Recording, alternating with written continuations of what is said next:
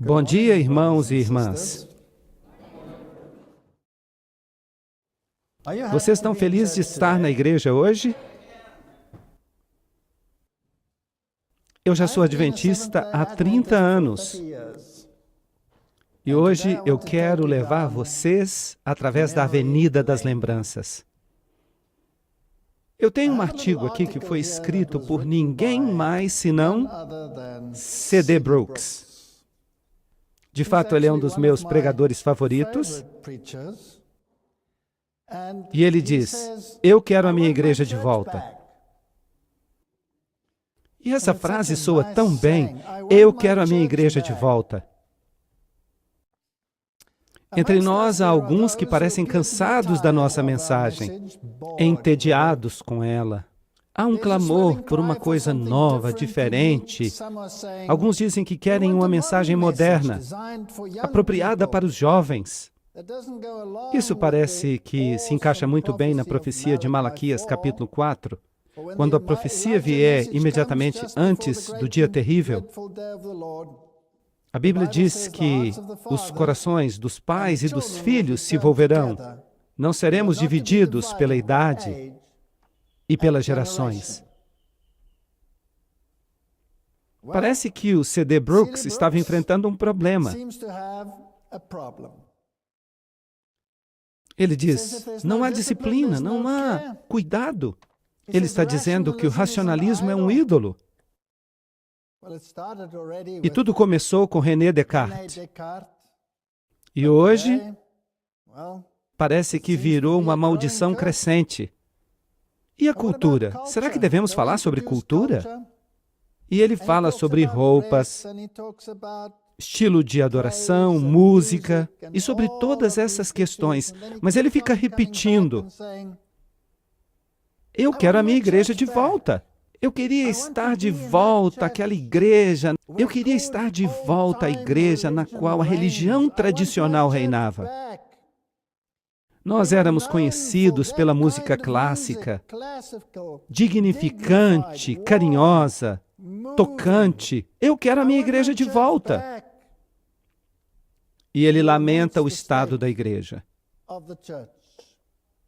E ele cita um pequeno poema que diz o seguinte, embora os tempos venham e vão, e as mudanças ocorram na terra, as dinastias e os impérios venham e vão, apesar disso tudo, uma palavra para o sábio, a verdade nunca morre. E então ele diz, mas não há mudança. Há 50 anos eu me uni a esta igreja. E agora eu fui educado, iluminado, eu tenho mais experiência. Eu estou pronto para me aposentar, e ele já se aposentou. E, no entanto, nada mudou. A lei de Deus ainda é a transcrição de seu caráter. É elevada demais para nós. É por isso que ele nos deu uma escada. O santuário ainda está no céu. Ele não vai ser transportado para outro lugar. O homem ainda nasce no pecado e ainda peca contra o Espírito Santo. E ele diz, nós precisamos de um reavivamento, precisamos voltar às origens. Eu quero a minha igreja de volta. E eu quero falar um pouquinho sobre essa questão. Ele escreveu um livrinho muito bom, intitulado A Separação do Mundo.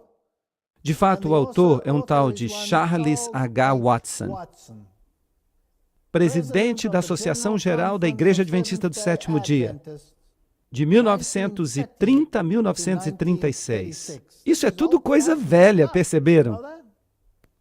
Coisa velha. Puxa vida, vocês sabiam que o Evangelho tem 2000 anos de idade? De fato, mais. E Watson está aqui falando à conferência geral. E ele diz o seguinte, o homem de sua própria vontade eliminou os fundamentos. Mas o fato de o homem eliminá-las não destruiu os fundamentos. Esses fundamentos são a vontade de Deus, a essência de toda a verdade. Ou nós construímos sobre esses fundamentos, ou construímos sobre a areia. E então ele lamenta a triste história da jornada dos filhos de Deus na história. Tudo começou de forma tão maravilhosa com Adão e Eva, toda aquela inocência do jardim do Éden, mas eles foram enganados pela serpente. E o homem caiu do seu estado elevado. E no fim houve derramamento de sangue, lágrimas, sofrimento e a destruição por meio do dilúvio. Será que Deus fracassou? Ele ainda tinha uma família com ele, eles não eram perfeitos. Mas ele pôde começar tudo de novo com eles. Mas demorou quanto tempo para eles capitularem de novo? E Nimrod se tornou um guerreiro poderoso, e ele lutou contra o Senhor, e a história nos conta o resto. No final, Deus chamou Abraão e os filhos de Israel para serem os representantes de Deus neste planeta. Mas quão terrível foi o fracasso deles. Tremendo fracasso. Eles saíam com resmungos em vez de gritos. E então Deus suscitou a igreja. Ele suscitou a sua igreja neste planeta. E eles saíram com um grito de guerra e pregaram o Evangelho. Mas Paulo já lamentava na sua época. Havia forças em operação para subjugar a mensagem. E então a igreja entrou num período histórico chamado de período das trevas. Porque a igreja começou a buscar o mundo, começou a buscar o favor do mundo, e se tornou mais importante estar entre os reis e com personalidades mundanas do que estar com Deus. E por isso Deus suscitou a reforma. E Deus chamou reformadores, e eles saíram pelo mundo pregando o Evangelho, que Jesus Cristo é o Salvador deste mundo, que não há rei senão Jesus. Mas a reforma perdeu o seu ímpeto, até colocar o rabo entre as pernas e ficar à deriva, à deriva, à deriva, à deriva, à deriva, de volta para Roma. Aí Deus suscitou um remanescente. E Deus disse ao remanescente: preguem a mensagem, toquem a trombeta com a mensagem clara para o mundo, restaurem o Evangelho eterno. Saí dela, povo meu. E então ele lamenta. O presidente Watson, o presidente da Conferência Geral. E ele disse: será que vamos sair com os que resmungam? Vamos sair com os que resmungam? Vamos fracassar terrivelmente? Presenciaremos o maior fracasso que já foi testemunhado em todo o universo? A mensagem que nos tornou remanescente requer que nos separemos do mundo. Por quê? Porque, do contrário, vamos experimentar o pior fracasso que o nosso povo já experimentou. Preste atenção na declaração de Deus. Saí dela, povo meu, para que não recaiam sobre vós as suas pragas. Só há uma linha de medição. Só há uma verdade. E o ensino claro e simples do Evangelho é que o homem só pode entrar na vida pela morte. Ele precisa morrer para o mundo para que possa viver para Deus. E parece que esse presidente sabia muito bem qual era o status quo. Irmãos, meu coração me diz que temos uma grande necessidade. Grande demais para ser satisfeita com qualquer coisa que o mundo tenha a nos oferecer. Precisamos ir até a fonte de socorro, que é mais elevada do que o mundo. Que apelo apaixonado. Faz tanto tempo. E eu fiquei intrigado pelas palavras dele. Era 1930. Não havia coisas como televisão, nada parecido. Mas ele continua dizendo: é isso que precisamos fazer. Devemos ser exemplos de vida simples, de economia, de consagração, de sacrifício. Nossos lares deveriam ser os modelos da comunidade. E, em segundo lugar, nossos obreiros deveriam se tornar exemplos no relacionamento social. Jamais deveriam permitir, em sua presença, ou de qualquer outra forma, coisas como frequência ao teatro ou ao cinema, ou jogos de beisebol que são comercializados. Puxa vida, o que há de errado com esse presidente? Os outros esportes profissionais, as festas mundanas. Então, ponto número 3, ele diz que aquele que prega o Evangelho não deve fazer parte da política. A sua obra é para com o mundo inteiro. Ele tem que ficar distante dos preconceitos sociais. Não deve participar de greves ou animosidades nacionais. O servo de Deus não deve entrar em confrontações, mas deve ser gentil para com todas as pessoas. Paciente, manso, disposto a ensinar, instruindo até aqueles que se opõem. Os nossos obreiros deveriam ensinar e exemplificar na sua vida os princípios de saúde. E ele então faz uma lista. Deveríamos ser exemplo da guarda do sábado. Deveríamos ser um exemplo na forma de vestir. E então ele lamenta até aquilo que aparecia no rádio. Imaginem como ele se sentiria hoje. O representante verdadeiro de Cristo deve escolher com muito cuidado aquilo que se toca no rádio. Ele não deveria gastar tempo ouvindo os comediantes populares no rádio, pessoas que enaltecem os vícios do caráter.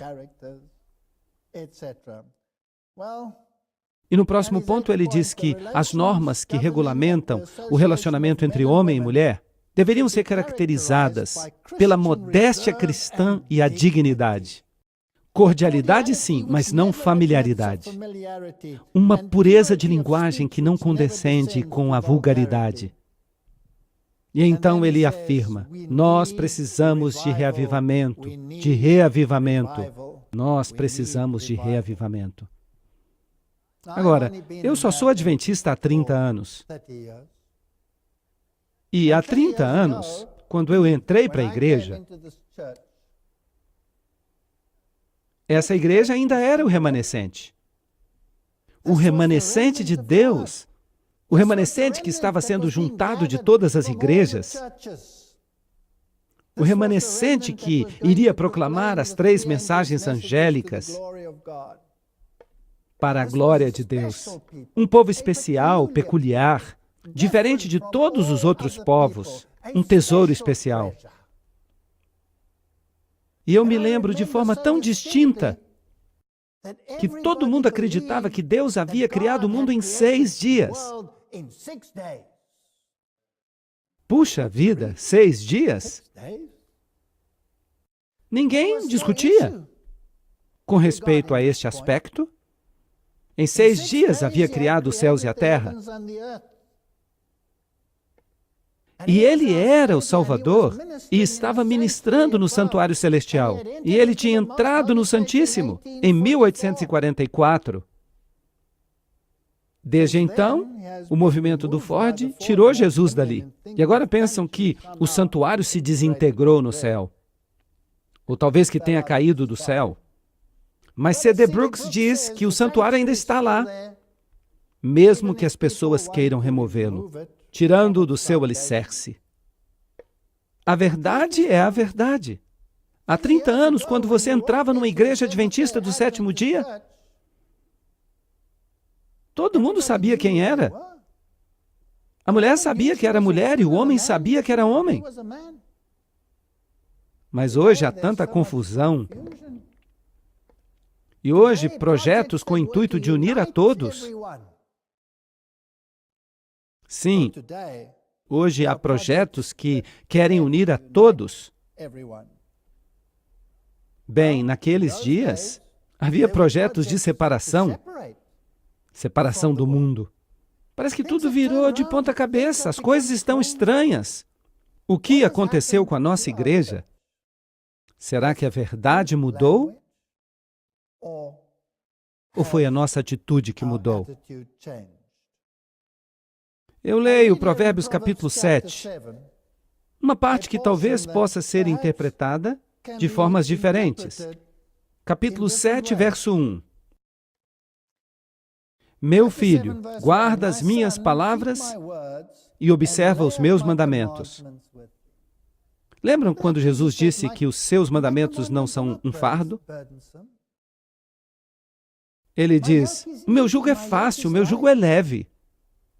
Algumas pessoas dizem que quando Jesus era carpinteiro, que talvez ele tenha fabricado jugos. Jugos muito leves, bem feitos para os bois. Se Jesus se importava com os bois, quanto mais ele não se importaria conosco. Mas veja um toque pessoal. Meu filho, guarda as minhas palavras e observa os meus mandamentos. Observa os meus mandamentos e vive. Amarra-os aos teus dedos, escreve-os nas tábuas do teu coração. Dize para a sabedoria, tu és a minha irmã, e chama a compreensão de tua parente. E a conclusão de Salomão a respeito da natureza da sabedoria pode ser resumida a temer a Deus e guardar os seus mandamentos, porque esse é o dever de todo homem. E aí está o bastião que Deus criou para o seu remanescente. Ele os separou do mundo. E para isso ele usou o sábado como se fosse uma faca. E ele os trouxe à comunhão consigo, para que nós reconhecêssemos a nossa origem, porque só quando reconhecemos a nossa origem é que podemos saber qual é o nosso destino. E por isso ele nos chamou do mundo, para fazermos parte do seu remanescente. Era nisso que todo mundo acreditava há 30 anos, quando eu entrei para a igreja. Hoje há movimentos que dizem, não, não, não. Nós ainda somos o remanescente, mas somos a cola. Nós não mais separamos, nós colamos. Nós temos a capacidade de colar todo mundo, porque temos a capacidade de alcançar a todos, porque temos a lei, temos Jesus, nós temos a saúde, nós temos todas estas coisas, nós somos a cola. A Bíblia diz para sair e se separar, para ser cola. Então, onde está a sabedoria, Salomão? Provérbios 7:5 diz, para te afastar da mulher estranha, da estranha que te bajula com as palavras, pois pela janela da minha casa eu contemplei o exterior e discerni entre os jovens, outros jovens vazios de entendimento. Ele está lá na casa dele. Onde fica a casa dele? É a igreja dele. Ele está na casa dele, na igreja de Deus. Ele olha e percebe que alguns estão se desviando e são vazios de entendimento. Quem são essas pessoas sem entendimento, comparadas com aqueles que têm entendimento? Daniel capítulo 12, versículo 3. E os sábios brilharão como a luz do firmamento.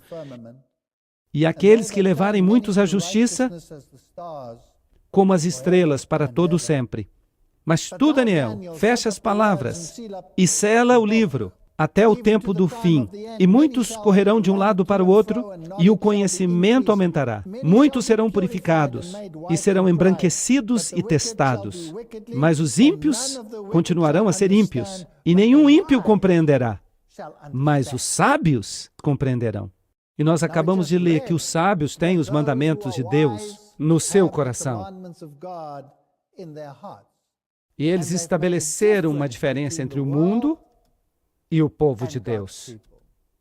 O povo de Deus é chamado para ser luz. Uma luz especial para o mundo. Mas se nós não formos diferentes, então o mundo, se nós não parecermos diferentes, como é que as pessoas serão atraídas a esta verdade? Provérbios 7, verso 8. Passando pela rua perto de uma esquina, ele seguiu o caminho até sua casa. Então ele saiu da sua casa e ele foi para a casa dela. A Bíblia usa esse símbolo, a mulher pura e a mulher apóstata. Aqui está falando sobre a igreja. Será que nós estamos à deriva em direção à casa dela? No ocaso, ao anoitecer, na noite negra e escura, ela sempre trabalha nas trevas. Ela é sempre clandestina. E o que a luz tem em comum com as trevas? Por que os homens se sentem atraídos pela escuridão? E eis que se encontra com uma mulher, vestida como prostituta. Agora, qual é a roupa da prostituta? Não é carmesim? E as Escrituras descrevem uma mulher assim na Bíblia, dizendo que ela se veste de carmesim. Ela é barulhenta e teimosa. Os pés dela não permanecem em casa. Uma hora ela sai, outra hora ela vai para a rua. E ela fica à espera em cada esquina. Ela é universal. Ela está por toda parte. Os tentáculos dela estão espalhados por toda parte. Ela então vem até ele e o beija. E com uma face desavergonhada, ela diz: eu trouxe uma oferta de paz. Uau, ela é religiosa. Ela trouxe uma oferta de paz. Eu tenho uma oferta de paz hoje. E eu já cumpri os meus votos. Ela é muito religiosa. E aí eu vim ao teu encontro, diligentemente buscando o teu rosto, e eu te achei.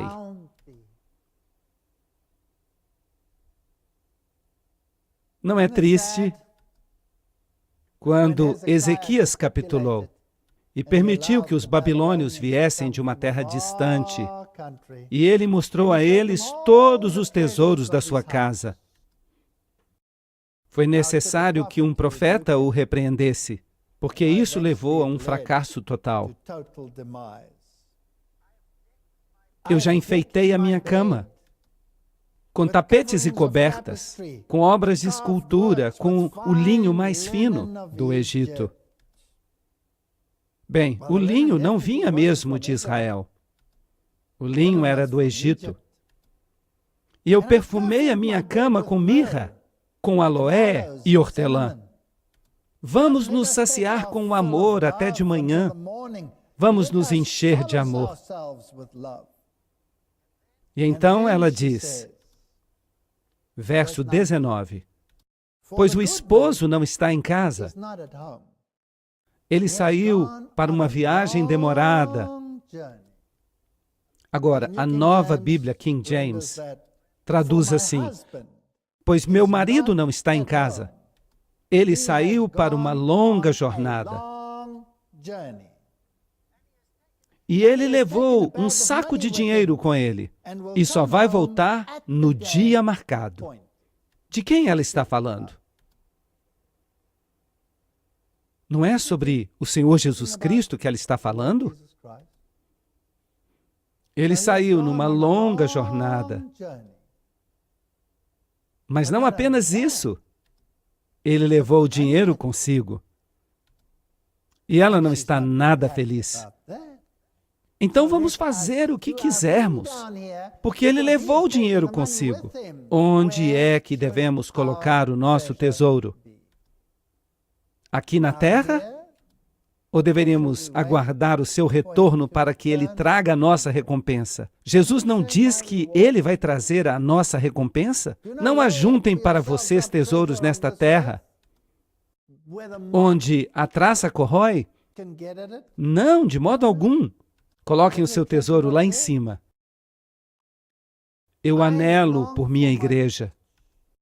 Eu anelo por uma igreja que se levante pelos princípios da verdade eterna, que estão nos fundamentos que não podem ser alterados. Quando eu entrei para esta igreja há 30 anos, Roma era o anticristo. Hoje, o Papa está aparecendo nas capas das nossas revistas, como exemplo de humildade para toda a humanidade. Nessa época, há 30 anos, ele era o anticristo. Naqueles dias, você pregava a mensagem dos 3 anjos, e não era necessário ter um ministério independente para isso, porque a igreja era a sua plataforma. Não importava onde você fosse, a igreja dava boas-vindas à mensagem. A igreja apoiava a mensagem. Mas o que aconteceu hoje com essa mensagem? Eu pensava que os projetos de união eram para as pessoas que estavam lá fora no mundo, para as pessoas que haviam perdido a sua bússola e estavam à deriva, à deriva, à deriva de volta para Roma. O meu esposo saiu numa longa jornada e ele levou o saco de dinheiro consigo. Eu quero o meu tesouro aqui nesta terra. Então, venha, reúna-se comigo. Vamos unificar. Vamos criar projetos que nos unam. Ele tem o saco de dinheiro consigo. E com palavras sedutoras, ela insiste para que ele ceda. Com a bajulação dos seus lábios, ela o força. E ele vai logo atrás dela, como o boi em direção ao matadouro, ou como um tolo que necessita ser corrigido, até ser atravessado por uma lança, ou como um pássaro que caminha para a armadilha e não se dá conta de que isto vai lhe custar a vida. Ouçam as minhas palavras, prestem atenção nas palavras da minha boca, que o seu coração não siga os caminhos dela. Não se desviem, porque ela é a razão de muitos estarem feridos, e muitos homens valorosos foram mortos por ela. Eu quero a minha igreja de volta. Eu quero acrescentar a minha voz à de C.D. Brooks. Eu quero a minha igreja de volta. Eu quero que a minha igreja seja um raio de luz em cima da montanha. Eu quero que a minha igreja soe o alarme de advertência, que os caminhos do mundo são os caminhos da morte.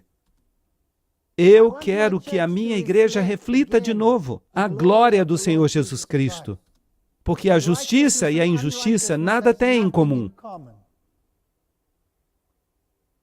Eu quero que a minha igreja seja o remanescente, o lugar de reunião que nos permitirá entrar em Canaã.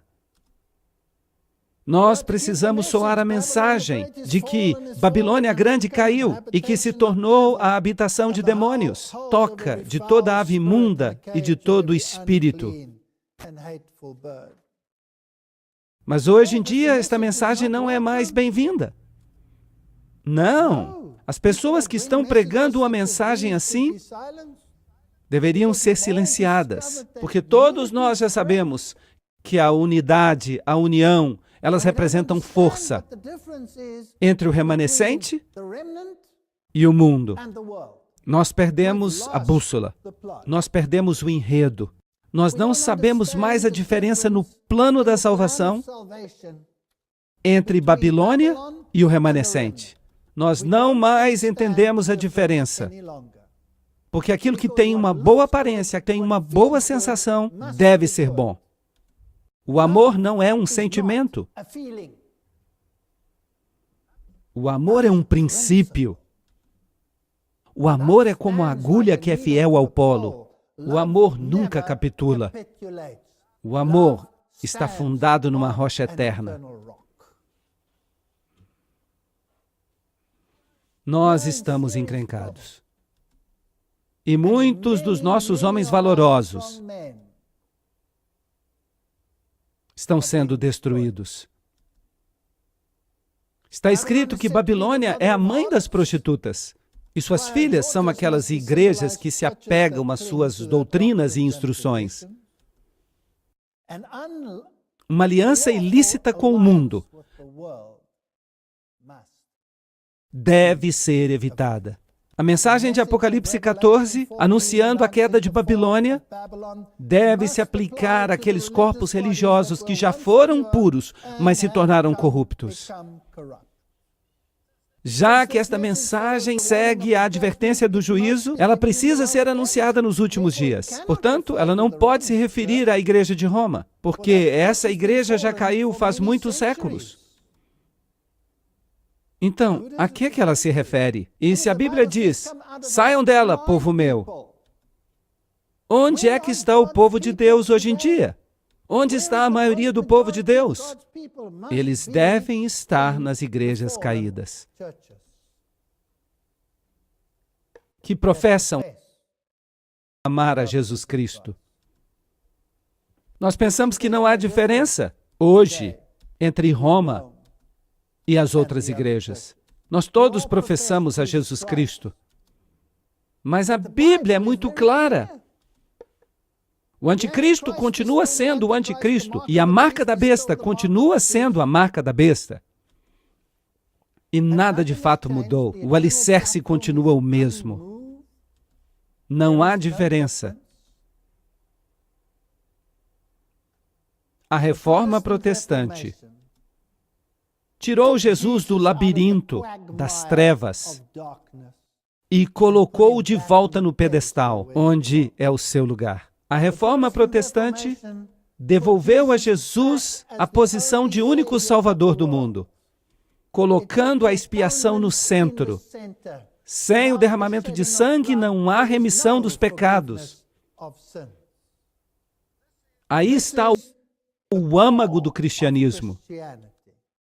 Aí está o cristianismo que tem por base a Bíblia. Roma ensina que Cristo não tinha que morrer por você.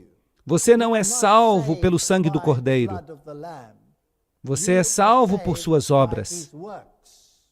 E as obras de Jesus não precisavam ser realizadas até a morte. Assim, eles negam a expiação, salvos pelas obras e não pelo sangue. Mas a Bíblia diz que sem derramamento de sangue não há remissão de pecados. A Bíblia nos ensina que Jesus Cristo se tornou homem, que Jesus desceu até a terra, tornando-se a escada que nos conecta à divindade. E por sua humanidade, ele conecta a divindade à nossa humanidade. E a Bíblia ensina plenamente que ele desceu até a terra. A Bíblia nos ensina que Jesus Cristo tocou os leprosos. Ele é o único que estendeu a mão e os tocou. Quando um leproso aparecia, o leproso gritava, impuro, impuro. E o que as pessoas faziam? Saíam correndo. Mas o que Jesus fez? Ele se aproximou e tocou o leproso. E o leproso ficou curado. Jesus desceu até a terra. O catolicismo ensina que Jesus não desceu inteiramente até a terra. Ele era santo demais para descer inteiramente até a terra, até essa humanidade caída. E por isso eles criaram uma circunstância, um veículo, uma espaçonave, se você preferir, por meio da qual ele ficava acima do nível da terra. E eles declaram isso através do dogma da Conceição Imaculada, de modo que a concepção de Maria se dá de forma imaculada, para que eles tivessem um veículo, por meio do qual o Filho de Deus pudesse vir até a humanidade. Então, a Madre Teresa diz, se não houvesse Maria, não haveria Jesus. E num dos meus sermões, eu lembro a ela, como é? Sem Jesus é que não haveria Maria, porque antes que Abraão fosse, ele era. E porque ele não desceu inteiramente até a terra, ele necessita de mediadores. E aí a igreja assume uma posição mediadora. E os santos assumem uma posição mediadora. E Maria assume uma posição mediadora. Mas Satanás sempre acusou a Deus de ser injusto. Como Deus pôde ousar lançá-lo fora do céu, redimindo apenas o homem? Se Deus fosse consistente, então Deus precisava ser constante em suas ações. E se o salário do pecado é a morte, então a justiça exige a morte. E por isso Satanás disse, você não pode perdoar o homem sem me perdoar também? De outra forma, você não é o que diz ser. Você não pode ter graça e justiça ao mesmo tempo. Um exclui o outro. E é isso mesmo que o catolicismo ensina. Ensina que Deus, para ser justo e misericordioso, perdoa os seus pecados, mas você ainda tem que pagar pelos pecados. Isso é que é a salvação pelas obras. Você ainda tem que pagar o preço dos pecados. E para que você pague por esses pecados que são perdoados, eles inventaram o purgatório, do qual a Bíblia nada fala. E ali, no purgatório, você paga os pecados que são perdoados. É isso que é a salvação pelas obras. A Bíblia ensina que Jesus morreu por você e por mim.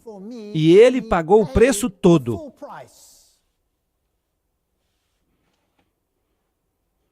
E eu me faço a seguinte pergunta. Como é que as pessoas não conseguem entender isso?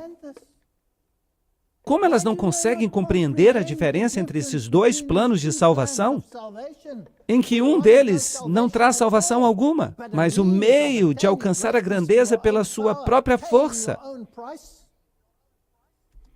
pagando o seu próprio preço, negam a expiação, pagam pelos próprios pecados. Quando Jesus já pagou tudo, eu devo tudo a Ele. Não podem nem cantar os hinos do inário. Não podem cantar. E então, Ele concedeu todo o poder para aliviar o sofrimento através da igreja. Dizem que Ele não desceu inteiramente à terra e você não pode ir a Ele, tem que ir à igreja. E o Papa Francisco diz, ele anunciou que de dezembro deste ano, durante um ano, nós teremos um tempo especial de graça, no qual haverá indulgências, porque a igreja há de libertar as pessoas do sofrimento, do pecado do outro lado. Como é que é? Como é que essa lógica funciona? Como é que, logicamente, você pode libertar alguém das consequências do seu pecado, sofrimento, se o seu dogma ensina que a justiça exige que você pague?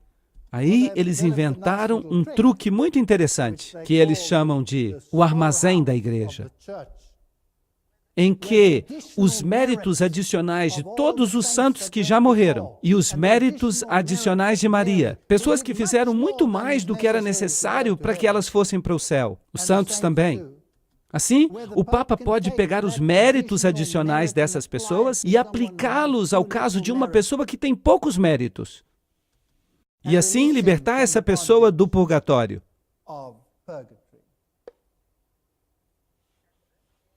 E é isso que está sendo ensinado, que é uma forma cristã de salvação. Isso nega Jesus, isso marginaliza Cristo, estabelece sobre o trono a pessoa de um homem falível, que toma o lugar de Cristo, e aí dizem que ele é infalível.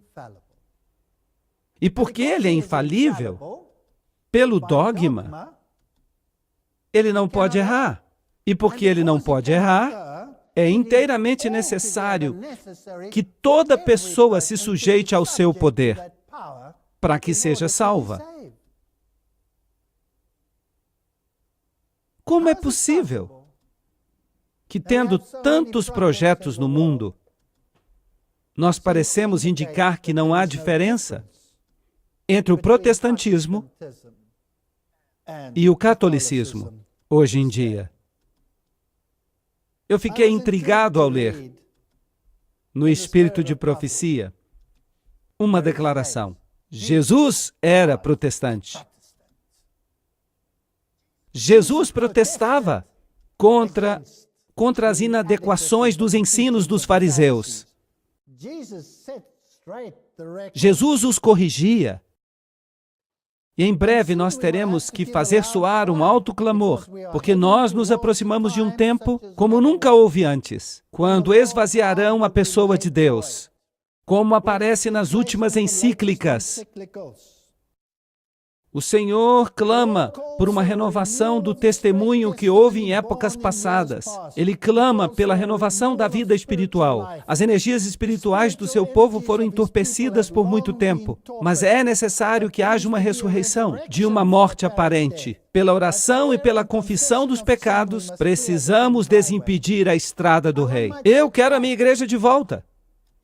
E você? Você também quer a sua igreja de volta? Eu quero a minha igreja de volta. A infidelidade da igreja para com Cristo permitiu que sua confiança e afeição fossem desviadas dele. E permitir que as coisas do mundo ocupem o nosso coração equivale a quebrar os votos do casamento. E o Senhor então profere essas palavras tristes. E tu eras muito bela, Ezequiel. E eu busquei a tua beleza entre os pagãos, porque ela era perfeita pela minha beleza. A beleza dele, que eu coloquei sobre você. Ela usava a justiça de Cristo. Vocês vestem a justiça de Cristo.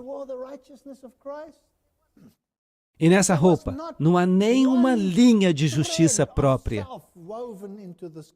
A salvação é totalmente consequência dos méritos de Cristo. Mas tu confiaste em tua beleza e te tornaste uma meretriz, por causa de tua fama. Assim como a esposa traiçoeiramente se afasta do marido, agiste traiçoeiramente para comigo, ó casa de Israel. E a esposa que comete adultério, que recebe estrangeiros em vez do próprio marido, onde é que nós estamos na linha do tempo? Muitas igrejas protestantes estão seguindo o exemplo de Roma, fazendo uma conexão iníqua com os reis deste mundo. E no último movimento, nos Estados Unidos, a igreja evangélica alegou oficialmente que a igreja e o Estado devem agora trabalhar juntos. Agora, as pessoas precisam ser testadas se elas vão obter a sua sabedoria do maior mestre que já existiu no mundo, ou se vão buscá-las em outra parte. Eu quero a minha igreja de volta. Eu me lembro dos dias, há 30 anos, quando eu viajava para a Europa, e eu pregava no púlpito da igreja. E onde quer que a mensagem fosse anunciada, a igreja estava lá. Havia uma harmonia com a igreja. Hoje em dia, proíbem este pregador, proíbem aquele pregador, porque um está destruindo o nosso relacionamento ecumênico e o espírito do pentecostalismo está invadindo a igreja. Há 30 anos, considerávamos que o pentecostalismo era uma forma de ocultismo praticada pelos jesuítas. Hoje, parece que já é bem-vindo em alguns círculos. Sob a influência de Roma e da União Tríplice, este país vai seguir os passos de Roma e vai pisar o direito de consciência. E esse tempo se aproxima. E ela afirma que o protestantismo vai mudar. Numa série recente que acabamos de gravar, nós olhamos os documentos que celebram a união de todas as igrejas para celebrar os 500 anos da Reforma. E nesse documento você fica horrorizado de ler que cada verdade do protestantismo foi abandonada. Cada uma delas. até a aceitação da Eucaristia como sendo o corpo e o sangue literais de Jesus, até a aceitação de que os sacerdotes têm a prerrogativa de perdoar pecados, até a aceitação da infalibilidade de um homem nascido mortal, sem qualquer peso na consciência. E ela diz que, assim como hoje há um abismo que separa o protestantismo de Lutero e os mártires, havia quando esses homens entregaram uma própria vida e por isso receberam o nome de protestantes. E agora eu quero ler uma citação para vocês, da própria pena dela. Cristo era protestante. Ele protestou contra a adoração formal do povo judeu, que rejeitaram o conselho de Deus. Ele lhes disse que eles estavam ensinando como doutrina de Deus mandamentos de homens, que eles eram falsos e hipócritas, sepulcros caiados, lindos do lado de fora, mas cheios de impurezas por dentro. Os reformadores descendem de Cristo, dos apóstolos. Eles vieram e se separaram das religiões da forma e das cerimônias. Se nós somos o remanescente, se somos chamados por Deus como lugar de reunião daqueles que foram chamados e que creem que a Bíblia deve ser aceita como ela é, então precisamos ser um remanescente completo. Não pode haver uma medida pela metade. Você não pode pertencer metade a Cristo e metade a Belial. Você tem que ser todo de Cristo ou todo de Belial.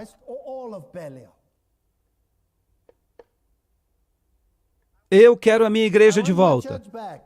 Eu a quero de volta.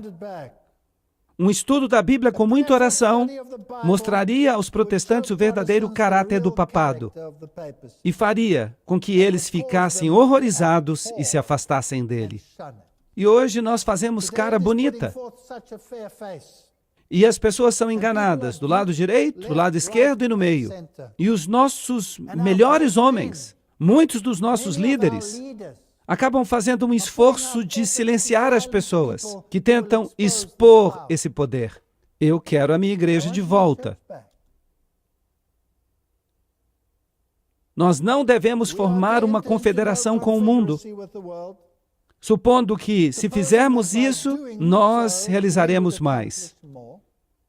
Se alguém tentar impedir o avançamento da obra de Deus da forma como Deus indicou, essa pessoa desagrada a Deus. Nenhum aspecto da nossa fé que nos tornou o que somos hoje deve ser enfraquecido.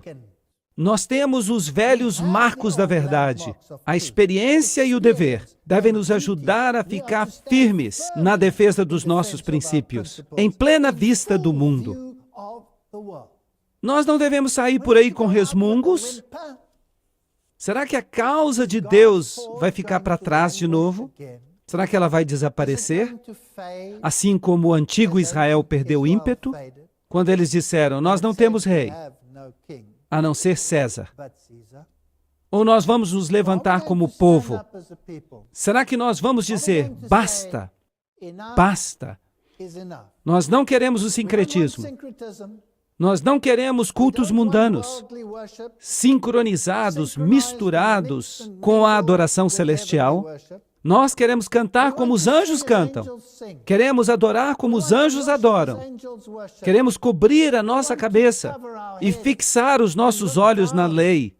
Queremos olhar o propiciatório e compreender o plano da salvação. Queremos saber quem é o nosso Salvador. Queremos nos levantar por sua justiça. Queremos defender a sua lei, porque é uma transcrição do seu caráter. Nós nada temos do que nos envergonhar. Nada.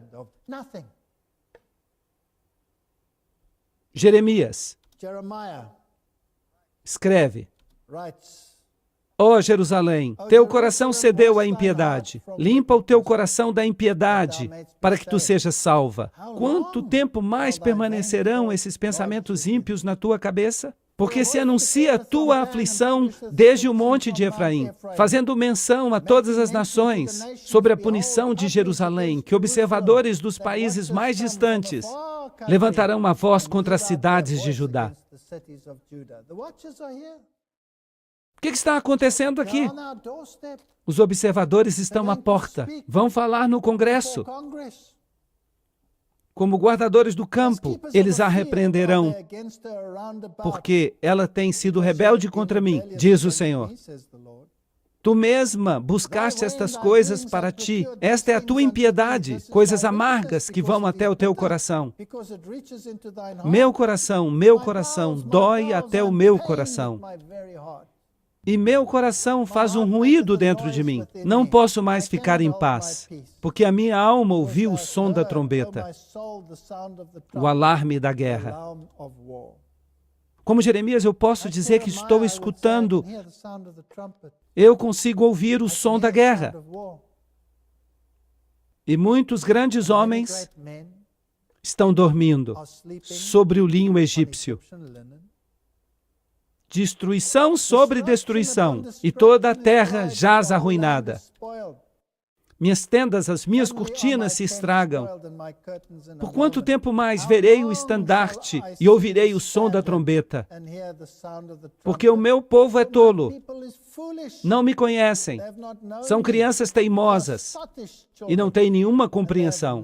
São sábios para fazer o mal, mas não têm conhecimento de como fazer o bem. Será que queremos pertencer a essa categoria, como aconteceu um dia com o antigo Israel?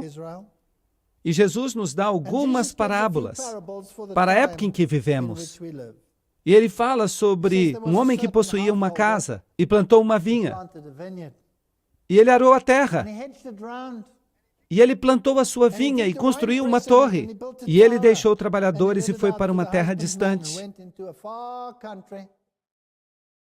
E quando chegou a época da maturação dos frutos, ele lhes enviou um representante. E vocês conhecem a história. Eles o apedrejaram, o espancaram, o mataram.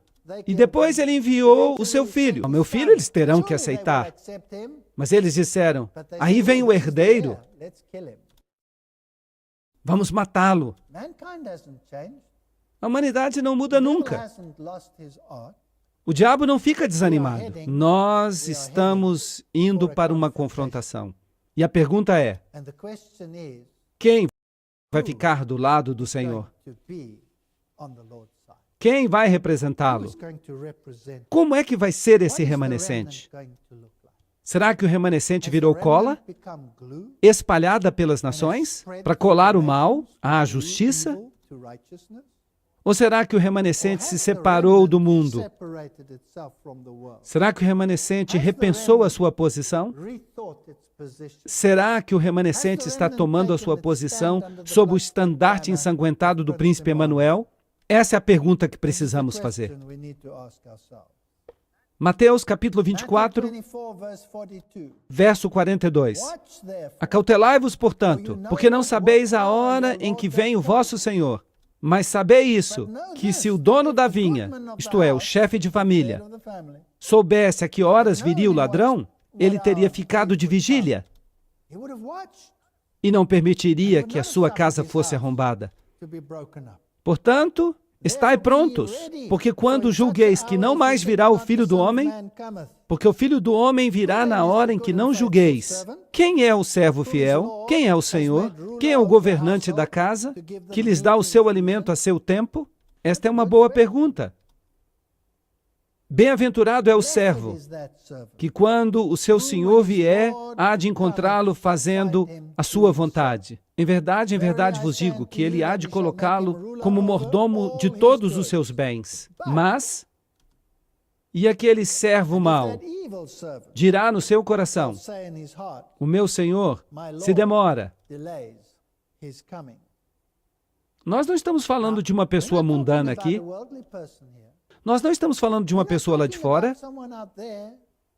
Nós estamos falando do servo.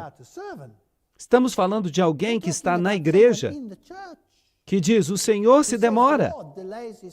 E essas pessoas que estão sempre falando que o mundo vai acabar e que criam terror entre nós. Mas nós temos um evangelho de paz, de amor. Parem com essa pregação sobre perigos.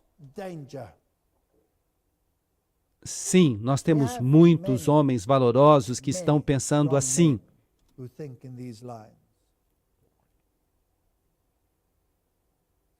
Então, o servo mau dirá no seu coração: o meu senhor se demora, e ele vai começar a espancar os seus outros servos.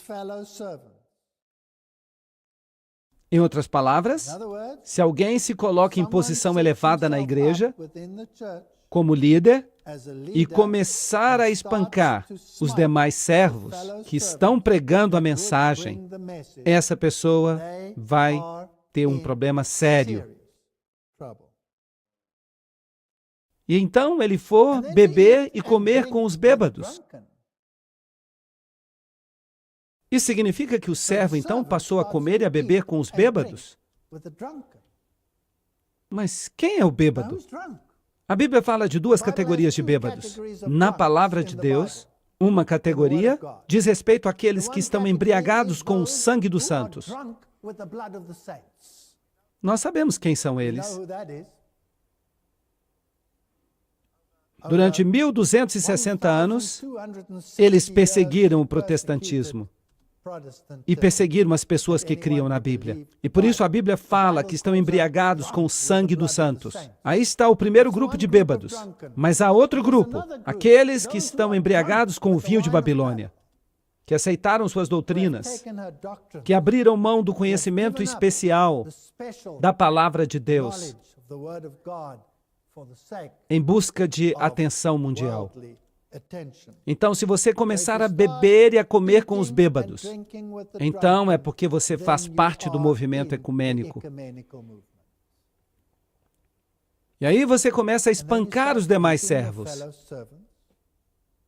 O senhor daquele servo há de vir num dia em que ele não espera, e numa hora da qual ele não está ciente, e há de separá-lo e colocá-lo com os hipócritas. E ali haverá pranto e ranger de dentes. Eu me lembro dos dias, há 30 anos, que se você fosse um ministro nesta igreja, você podia pregar em qualquer lugar, no mundo todo. Hoje você não pode. Há obstáculos e bloqueios, freios.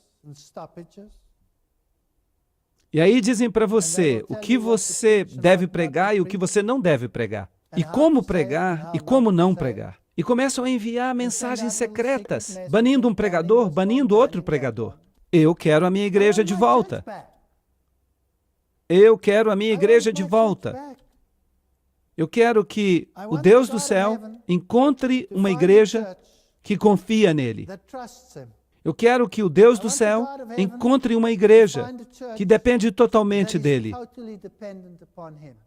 Eu quero que o Deus do céu encontre uma igreja que o ama de todo o coração, de toda a sua alma, de todo o seu entendimento. Eu quero uma igreja que coloca o padrão de Deus em primeiro lugar na sua vida, guardando os mandamentos de Deus e se apegando ao testemunho de Jesus. Eu quero uma igreja fiel, que tire as pessoas do precipício, não que empurre as pessoas no precipício. Eu quero uma igreja que é o remanescente. Que Deus nos ajude. Que Deus nos leve a uma introspecção séria. Que nós olhemos a nós mesmos, que nós olhemos os nossos hábitos, que nós olhemos as nossas ações, que nós nos tornemos o povo que Deus pode usar para proclamar o alto clamor.